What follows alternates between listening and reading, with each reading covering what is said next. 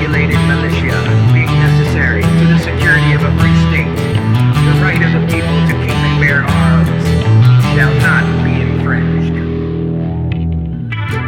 Our fathers gave us freedom and the right to defend it. Politicians, United Nations, you won't change the Constitution of our nation. We are free people.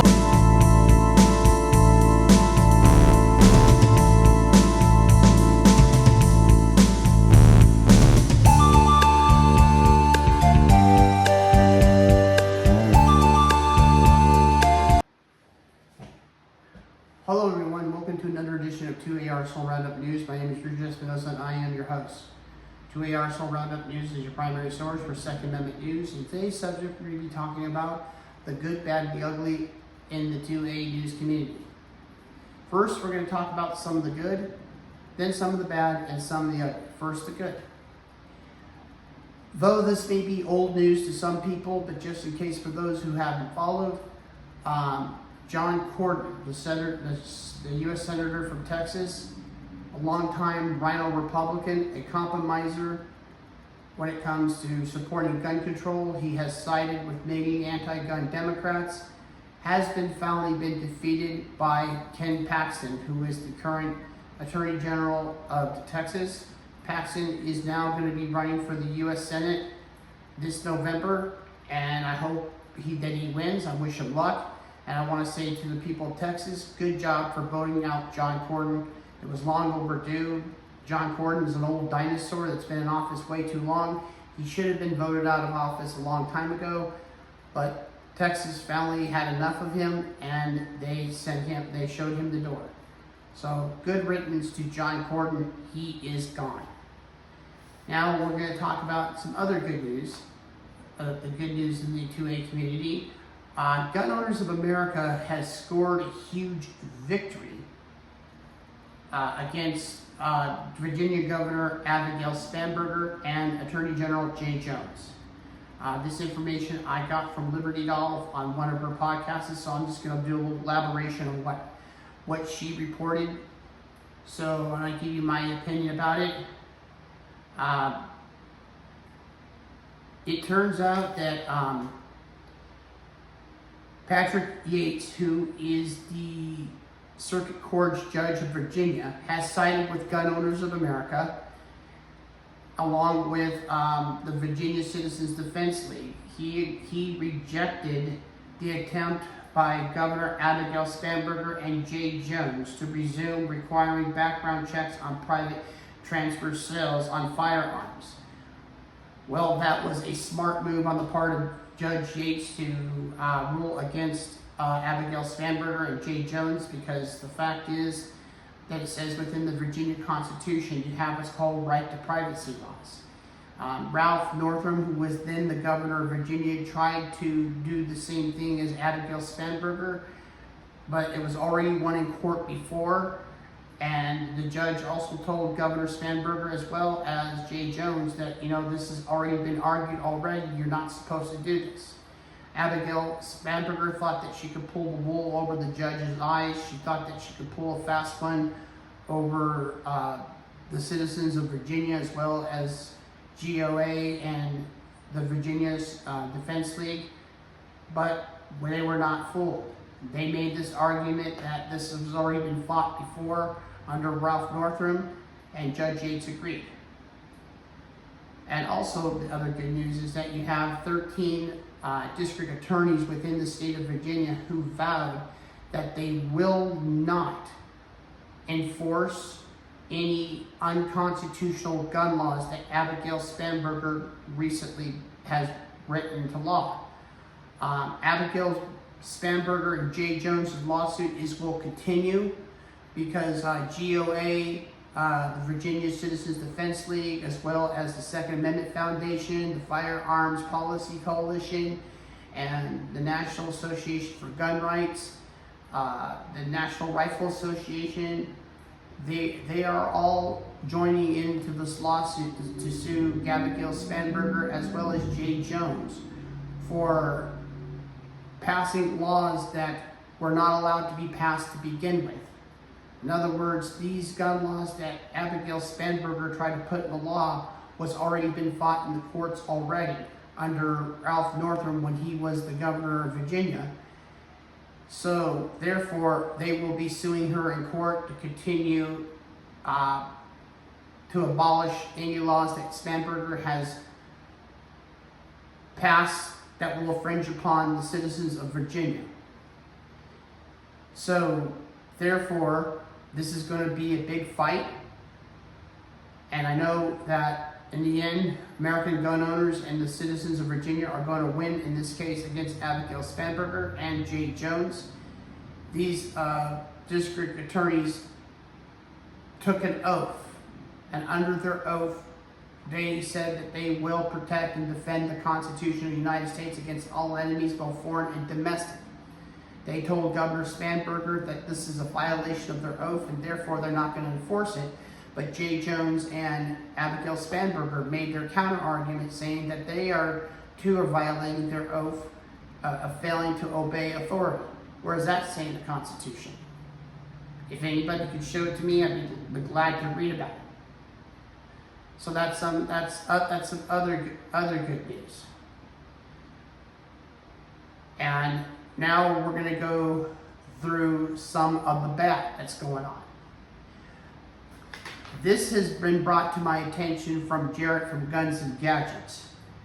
It turns out that New Hampshire Attorney General John Formella is urging lawmakers to reject HB 609. If you don't know what HB 609 is, basically what it is, it prevents local governments and restricts local governments on firearms, on regulating firearms and self-defense. So in other words, it prevents local governments from insisting restrictions on firearms and other self-defense weapons. So therefore right here, that's the key, prevents local governments from making such laws. Well, there is checks and balances. Let me remind you, there are checks and balances on what governments can and cannot do. For example, this happened in my former state of California when then San Francisco Mayor Gavin Newsom, now the current governor of California, Gavin Newsom used local authority to have a handgun ban ordinance in San Francisco. This was thrown out immediately when Proposition H passed, thanks to the California Rifle and Pistol Association, Gun Owners of California, as well as Gun Owners of America, the NRA, and the National Association for Gun Rights, and many gun rights organizations quickly jumped in and filed, saying that local governments cannot make such laws, or for that matter, make a proposition without the state's approval. The judge in the case agreed. They told Gavin Newsom that it has to go through state's approval before a proposition could be on the ballot. So therefore, it got thrown out immediately. So this is identical to what Gavin Newsom did in California. And John Formella, who is a Republican Attorney General for the state of New Hampshire, he says that he's strong on Second Amendment rights, but he feels that local governments have a right to make restrictions. That's called compromising. That's called being a rhino Republican as far as I'm concerned. So what John Formella is doing is treasonous as far as I'm concerned. And hopefully the people of New Hampshire can vote him out of office, and should, if and when his time comes up for re-election. And the other bad that is going on, and we go down to the state of Connecticut, Governor Ned Lamont has passed and signed into law to ban a Glock ban. In other words, firearms that are Glock type clones or Glock guns in general. So in other words, when we say Glock clones, guns such as Polymer 80, Bear Creek Arsenal, and Shadow Systems, which I consider as like a high-end Glock, and other Glocks, he signed the ban into law, which is totally unconstitutional. From what I understand, Gun Owners of America and the New Hampshire Citizens Defense League and many other gun rights groups are quickly going to be filing suit against Governor Lamont as a violation of the Second Amendment, that it's an infringement by banning somebody's choice of gun that they want to have or use for self-defense. But also let me remind the people of New Hampshire, or excuse me, the people of Connecticut, let me remind you that Governor Lamont is up for re-election. So you know what to do. Vote him out if you can. You need to get together with your fellow gun owners and many other concerned citizens within the state of Connecticut and vote out Governor Lamont. That's what you need to do. You need to vote him out of office. And the other bad that's going on, there was a recent case in Minnesota, and this was brought to my attention from Mark W. Smith of the Four Boxes, the Diner. The lower courts ruled that suppressors are not complied with the Second Amendment. Well, Mark W. Smith made a great argument on that suppressors are not protected by the Second Amendment, when in reality they are. In the Articles of the Second Amendment, it also says, not only does it say the right to keep and bear arms shall not be infringed, but it also talks about within the Articles the right to train with your firearms, the right to train and to know how to use your firearm. There is a clause within the Constitution called the right to train. Now, in this case, the suppressor is considered as a training tool. It reduces noises. It prevents people from getting hearing loss. That's the purpose of suppressors. But unfortunately, it was then President Franklin Delano Roosevelt who demonized suppressors. That was because many mobsters used the suppressors to commit their crimes. But the reality is it helps prevent damage to your hearing. But unfortunately, the gun control groups don't want to look at it that way. They just want to look at it as an evil device, and somehow, some way, it makes the gun even more deadly. That will be their argument, and it's the same shenanigans that these gun control groups do. And it was no surprise to me, because keep in mind that these lower court judges, a huge majority of them are activist lawyers, and that's exactly what judges are. They're just lawyers in black robes.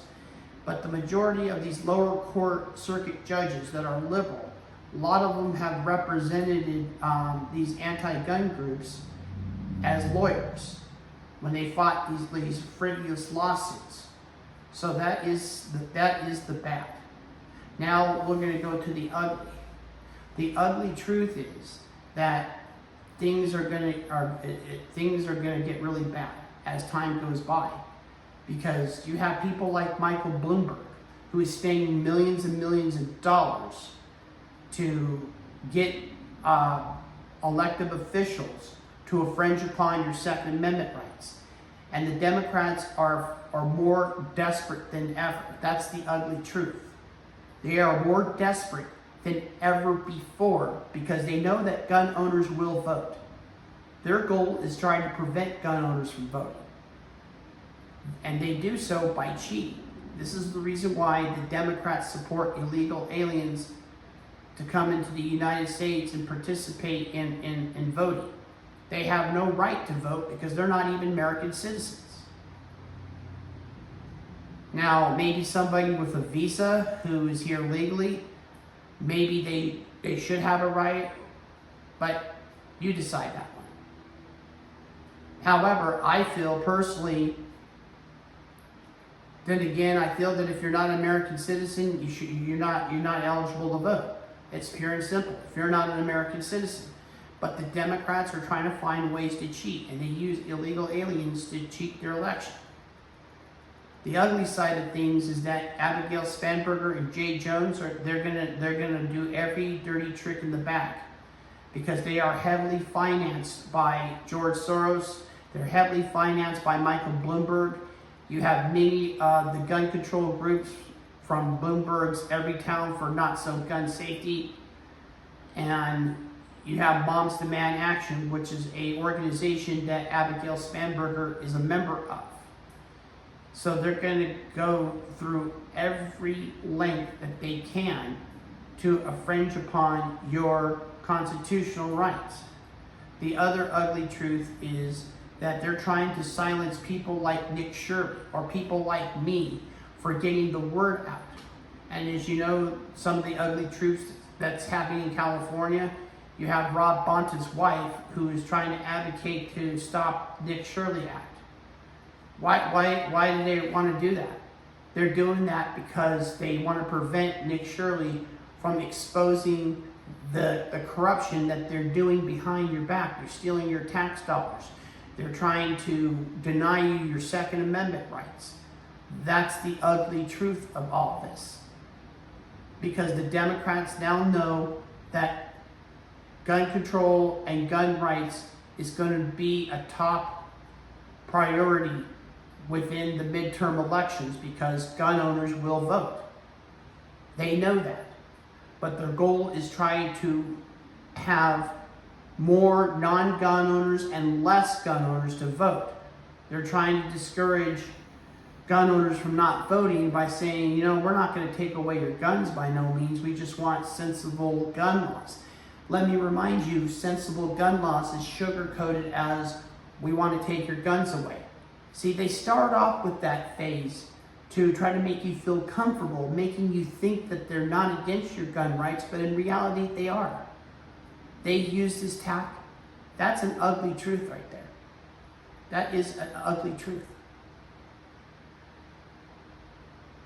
And the Democrats, the ugly truth is that they are doing everything they can to pull a fast one on everybody, trying to prevent gun owners from voting, because they know if they lose, it's the end of them.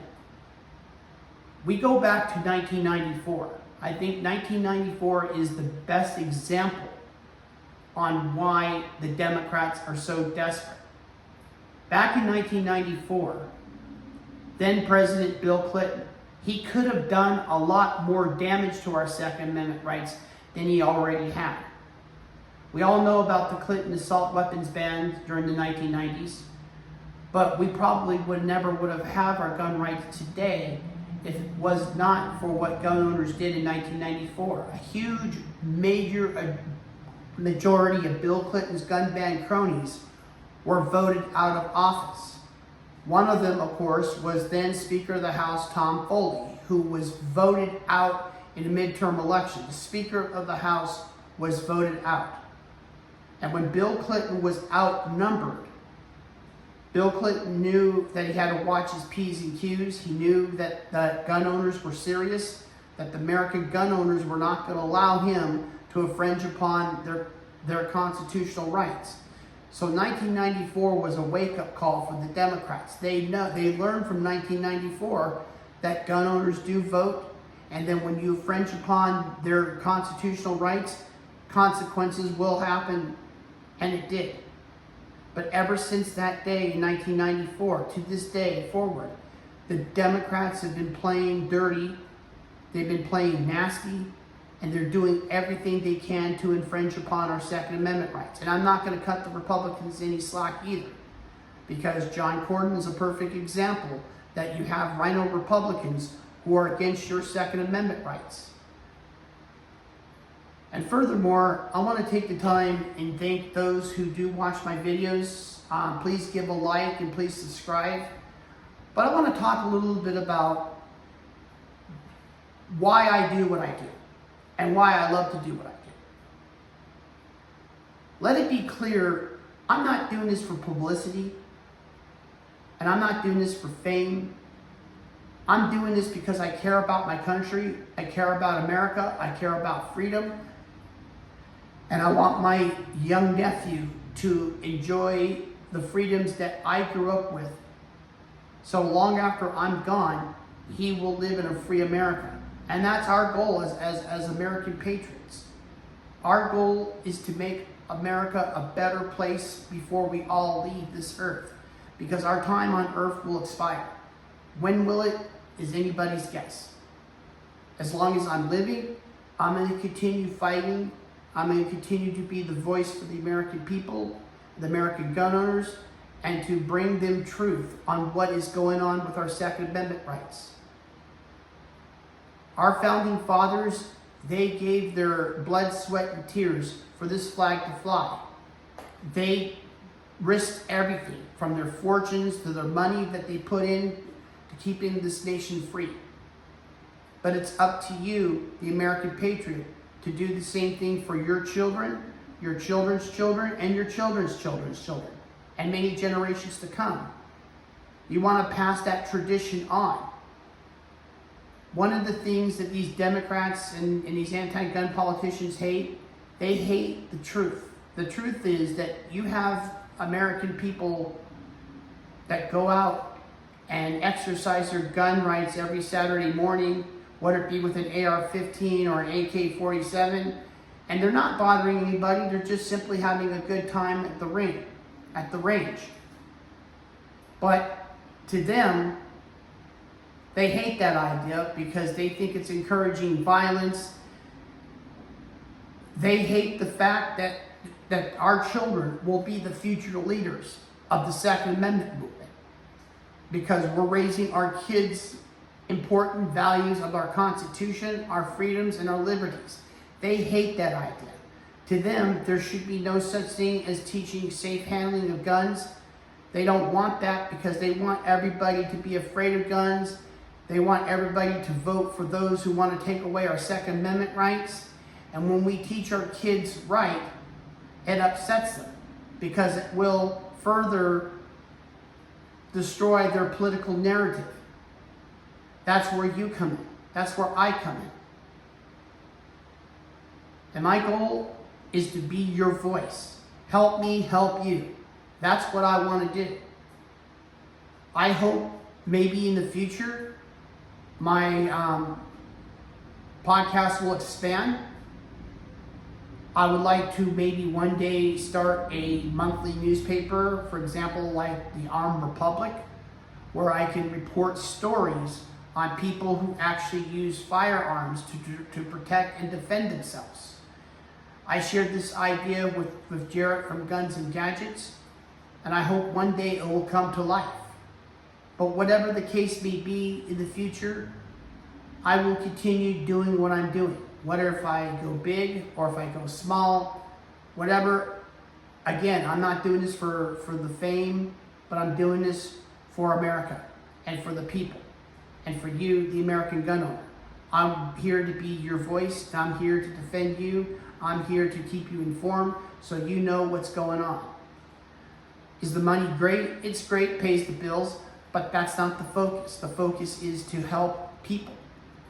Would I like to create jobs for journalists who believe in what I believe in? Absolutely, that would be great. And that's another reason why I would like to start a monthly newspaper one day. So that way I keep people informed. And I use some of that funding to help the fight future court battles, but also keep people employed, keep them working. Because, you know, there have been many journalists who've been fired for speaking the truth about the Second Amendment. You just don't hear it in the mainstream media because they bury it under the carpet. But if you look in the independent media, basically online, there are many independent media outlets that will tell you stories about people who successfully used the firearm to protect and defend themselves. That is the truth. The bad part about it is that you're not going to hear it from the mainstream media. The ugly side of it is that these people are constantly being demonized, they're being harassed, and they're being forced to be silent. That's people like Dick Shirley, for instance, who's trying to speak the truth. Same could be said about the late Andrew Breitbart. Andrew Breitbart, who was once a liberal activist, became a conservative, and he was exposing the truth on what is going on. Question is, did Andrew Breitbart really die of a heart attack? I question that. Was there foul play involved? I question that. They ruled it that there was no foul play, but I still question that. I feel that somebody was out to silence him. I mean, look what they did to Charlie Kirk. But I'm not afraid. I don't care what consequences I face for speaking the truth. People can say whatever they want about me. I don't care. I'm doing it for this, for the country, for you, the American gun owner, for you, the American patriot. I am your voice, and that's what I want to be. I'm not here to compete against Jarrett from Guns and Gadget, or I'm not here to compete against Liberty Doll or Mark W. Smith. I'm not looking to get rewards or any acknowledgement. I'm simply doing my part as a citizen to keep you informed, because I am a journalist by trade. I have my bachelor's degree in journalism and for the minor in public relations. But I got into journalism because I want to do a better job than what the current media is doing. I want to be the trusted person. I want to be the trusted source. I want to be your voice. And that's what matters. At the same time, be objective. Well, that is it for today for 2A Arsenal Roundup News. And I also have some other exciting news to stay tuned for. This week, I will be doing an interview with Doris Wise from Jews Can Shoot. Her organization, Jews Can Shoot, is here in Arizona. So for the people from the great state of Arizona, I encourage you to watch my upcoming video as I interview Doris Wise on her organization and about her involvement in the Second Amendment movement. I'm very excited to do this interview with her, and I'm looking forward for it, and I hope that many of you will enjoy it when I do have this interview with her. So again, please like and subscribe if you can. Feel free to give any comments that you can. And if you have any important information that I should know about that relates to some gun laws that relate to your state, you can send me an email at RJ Espinoza, that's E-S-P-I-N-O-Z-A, RJ Espinoza, E-S-P-I-N-O-Z-A .roundupnews@gmail.com. Just tell me what this legislation is about, if it's good, bad, or ugly. Will it benefit your Second Amendment rights, or will it cause an effect on your Second Amendment rights? Whatever the case may be, just let me know. If you want me to leave your name anonymous, I will be willing to do so. If you just want me to mention you by your first name, or if you want me to mention you by your first and last in which state, just let me know, and I will be sure to talk about this law that you presented to me, and we'll have a discussion about it to see if it's good or if it's bad. Will it cause any effects to your Second Amendment rights or benefit your Second Amendment rights? Because that's what I'm here for. Well, until then, be armed, be vigilant, carry a firearm wherever you go to protect your family, your community, your home, and I will see you then. Take care.